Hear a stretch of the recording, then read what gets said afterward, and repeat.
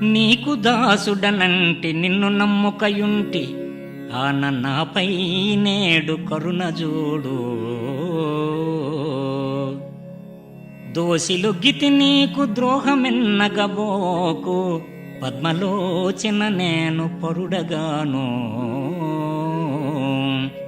భక్తి నీపై నుంచి భజన చేసెదగాని దేవా, భక్తి నీపై నుంచి భజన చేసెదగాని పరుల వేడను జుమ్మి వరములిమ్ము.